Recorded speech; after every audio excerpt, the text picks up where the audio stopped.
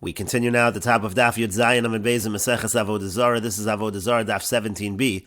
On the previous summit, the Gemara said that Rabbi Chanina and Rabbi Yonasan, they were going on the road, and they had a choice of going one of two ways. They could go by the entrance of Avodah Zara, or they could go on the other road that was by an entrance to an area of zonos, an area of prostitutes. And so one said to his friend, let's go by the area where there's an entrance to Avodah Zara, Denachas Yitzrei, because that Yetzer Hara has already been slaughtered. As Rashi says, Denachas Yitzrei, Nishchat Yitzrei, that Yetzer Hara has already been slaughtered. Anshe Knesset Gadola, Bikshu Racham, and Venimser B'yadam V'hargu, Kedamina B'dalad Misos per Sanhedrin. We say in Sanhedrin that the Anshe Knesset Gadola, they davened, and it was given over to them, and they killed the Yetzer Hara for Avodah Zara, Kilomer, meaning to say, Nezel Bahu Shvila, we should go on that path. V'lo Nezel HaPischa de Bezonos, we shouldn't go where there's an entrance to prostitutes. Shelo Yishlot Banu Yetzer Hara, we don't want the Yetzer Hara to rule over us. So Amarle Idach, so the other one said to the other Amora said back, Nezel HaPischa de Bezonos, it's better that we go to the entrance by the Bezonos. It's better that we go by the prostitutes, V'nichvi and Yitzran, that way we can conquer our Yetzer Hara, Unakaval Agra, and then we will receive reward. And so they went on that path, and Kimatu Asam, when they got over there, when they got to the entrance of the Zonos, Chazinu leZonos Iskinomi Kamayo, they saw that the Zonos, out of respect, they actually went inside. They didn't want to be out in front of them, and so they went away. It was not an issue. Amar Lei, so then one said to the other, Menolacha, from where did you know that this would happen? How did you know that we would be able? How did we know that we would? How did you know that we would be successful in this manner? You weren't afraid of the Yetzer Hara. So Amar Lei, so he said back to him, the pasuk says in Mishlei, Mezima tishmor alecha tevuna tinsreko. It says that the tevuna, which refers to the Torah, that's going to protect you from the zima. That's going to protect you from this Yetzer Hara of Arayas. And the Gemara continues, Amar le Rabban and LeRava, the Rabban and the sages, they said to Rava, Mai mezima. What exactly is the word mezima? What does that mean?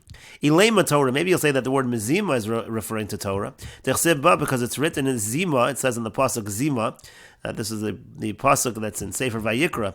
It says in the pasuk Shara Heina Zimahi Umetargamina, and the way we translate that is Atzas Chitin, a counsel or like a wisdom of towards sin, a counsel or an advice towards sin.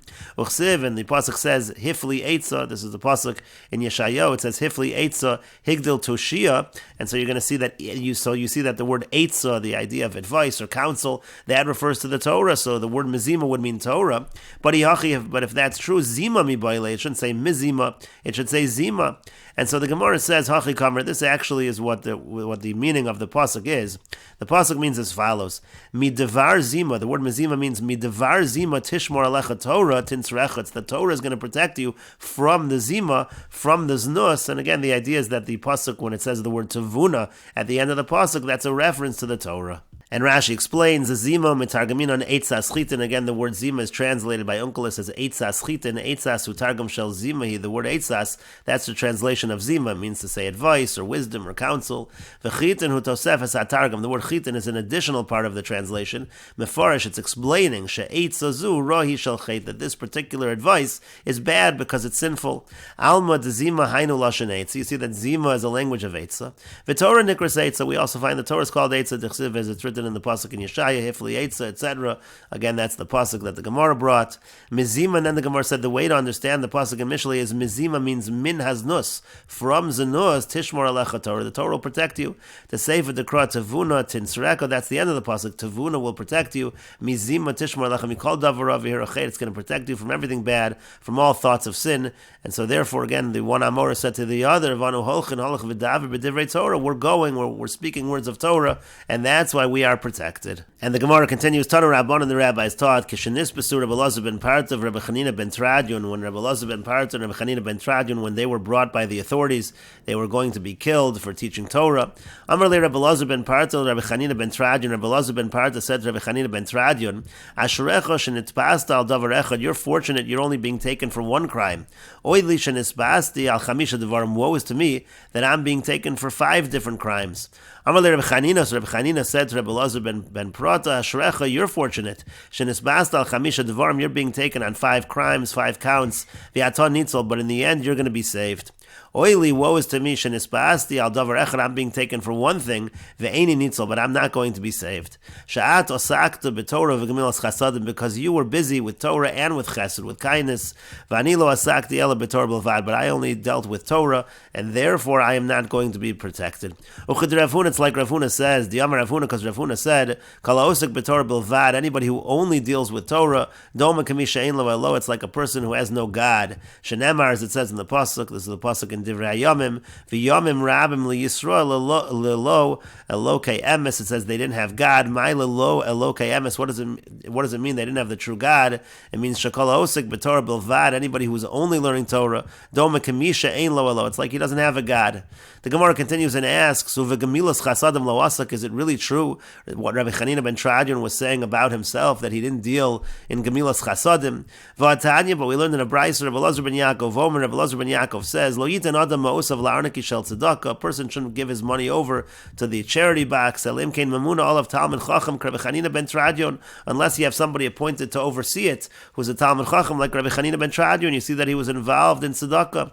The Gemara says, it's true that he was trusted over distributing the tzedakah, but he wasn't somebody who did charitable acts. But the Gemara continues, Vatanya, but that's not true either. We learned in a brayso, Amar Lo, he said to him, Mos shall Purim nischalfu li b'mos shall tzedakah. I confused the money of Purim with the money of tzedakah. V'chilaktim laniyim, and so I distributed the money to the poor. So you see that he did distribute money to the poor. And the Gemara continues, Mi'avid of it, it's true, he did do charity, but kideboy leilo of it, but he didn't do enough what he really should have done according to his level of wealth. And the Gemara and the Brisa continues, Asiul Rabbi Elazar ben Parta, they brought Rabbi Elazar ben Parta, they were trying him again for the crimes that they were accusing him of. Amru, they said, my time tanisu, my time ganaft. What's the reason why you taught Torah, and what's the reason that you stole? So Amar Lahu, so he said to them, Isaifa lo safri, he says, well, if I'm a robber, then I'm not a scholar. If Isafra lo saif, and if I'm a scholar, I'm not a robber. People are generally not both of those things. If one of them is not true, the other one's not true. So both counts, both that you're accusing me of, they're not true. And the Gemara continues, my time a Karlach Rebbe. So they said to him, why do they call you Rebbe? So he said, Rabbon shel Tarsiyamani. So he said, I'm a Rebbe, I'm a master when it comes to weaving. I teach how to weave. I'm an expert at weaving. So Aisule Tre Kibure. So they brought to him two different areas of the cloth. Amrule, they said to him, Haida Shasya v'Haida Arva. Tell us which one is the warp and which one is the woof. It's Rachish Le Nisa. So then a miracle happened, and Asya Ziburisa. So a female hornet came. Osiva al Deshasya, and the female hornet she sat upon the warp. V'Asai Zibura, and then a male hornet came. V'Yosev al Arva, and sat upon the woof. So he was able to tell which one was which based on that. We'll see Rashi in a moment. Amar Lu, he said to them, Haida Shasya v'Haida Arva. This one is the Shasya, and this one is the Arva. This one is the warp, and this one is the woof. Rashi explains, Asa Zibura Zochar Osiva al Arva. The male that sat upon the woof, Vasai Ziburta, and then the Nekeva, the female Osiva al Shasya, sat upon the warp.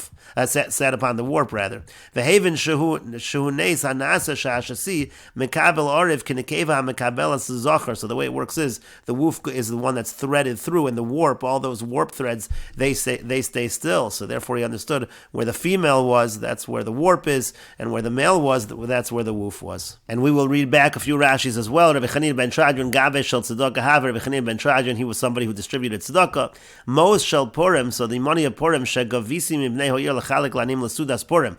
The first explanation Rashi has is he collected this money for the poor, for the meals of Purim. And we learned in the Mishnah that the poor person has to use it only for that. He can't use it for other things like a strap for a sandal.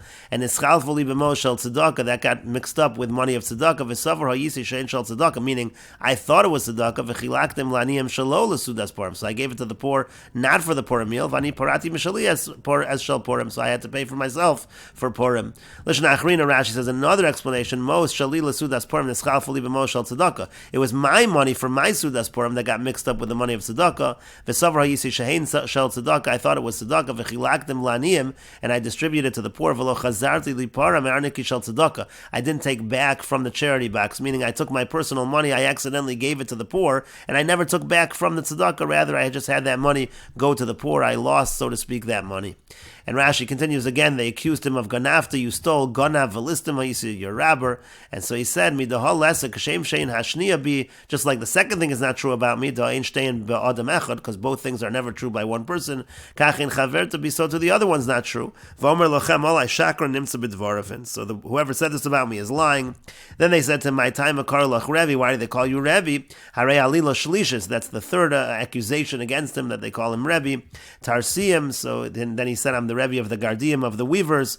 And Kibore they brought before Pakios, it means to say they brought two coils of threads, and they asked, hey, the Shasia, hey, the Arva, which one is the warp and which is the woof? Eza shel Shasi, Ve'eza shel Arev, which one is the Shasi, which one is the Arev? Again, the warp is the one that those are the threads that they stay still, and then the woof is you go through, you thread through the various warp threads. And the Gemara continues, Amrulei, the Romans, they said to him, again to Rebbe Elazar ben Prato, my time aloasis levei avidan, so why is it that you didn't come to the Bei Avidan? Rashi explains, levei avidan bayis sha'ochlin v'shosin l'chavar avodas kochavim. This was a house where they would eat and drink for the honor of the Avoda Zara, mizablam zibul avodas kochavim, ufakin, aliskel, leida ma'itzrichu misnadvin. They would give various donations for whatever the Avoda Zara needed, and so why didn't you come to the Bei Avidan? So Amar Lui said to them, Zokein ha'isi, said, I'm old, u'misyarin yishem Suni braglechem. I was afraid it's a big crowd. I would be trampled by your feet.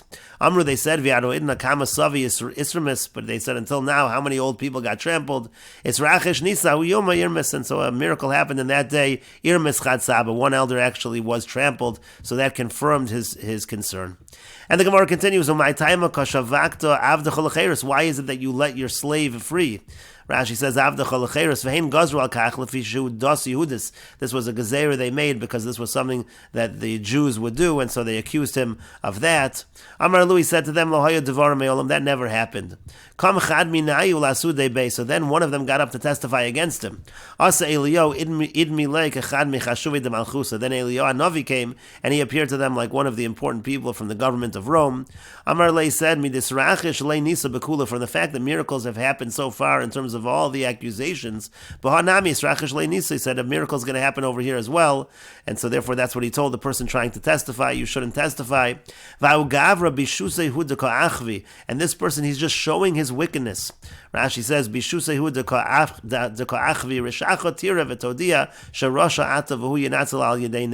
you're going to show your wickedness and he's going to be saved through a miracle. That's what Eliyahu Hanavi said to this individual who was trying to testify.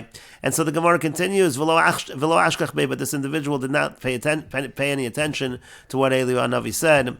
So so he got up to say to them the testimony, and have a ksiva igarta da avksiv mechashiva de malchus l'shadure levekes. There happened to be a letter that was written from the important nobleman of Rome, and they wanted to send it to the Caesar. V'shadru al yadei, and it was being sent through this particular individual who wanted to testify against Rebbe Elazar ben Parata. V'shadru al yadei deu gaver, they were sending it through this person. So the Gemara says, Asa Eliyahu paske arba mea parse. Eliyahu Hanavi came and he threw it for 400 pars. Rashi explains. And again, the people of Rome, the important people of Rome, wanted to send this letter. They were sending it with this person. So Eliyahu threw it 400 parsa, in order that he shouldn't return anymore to his house. This is the same as the word pasak bay used in Rosh Hashanah. The idea being that he threw it, these 400 parsa. So again, he threw it, paske arba mea parsei azal v'lo asa, so he went and he never came back. And the Gemara continues, Asiul Rabbi Chanina ben Tradio, and then they brought Rabbi Chanina ben Tradio, and they were going to try him. Amrulei, they said to him, Amai ko asakta bo raisa, why were you learning Torah? Amar Lui said to them, Kasher tzivani Hashem Elokai, it's like Hashem commanded. Miyad gozru olav l'sreif, immediately they decreed against him that he should be burned. Ve'al ishto lahariga, and that his wife should be killed. Ve'al bito leishev bekuva shel zonos, and that his daughter should sit among the prostitutes. Olav l'sreifa, the reason why they said that he should be burned, Shahaya, the reason was, Rashi explains, Olav l'sreifa lama nenashkach. The point of the Gemara is, why was he punished in this manner? Lafi shaya hoga es Hashem ba'osios, because he used to pronounce the name of Hashem with its letters, Dorsho barbo m'shnayim osios, with the 42 letters. V'yosa bo mashu chafetz, he did what he wanted, and therefore that was really like a punishment min hashamayim. And we will continue with this discussion in the next video on Daf Yud Ches Amud Aleph.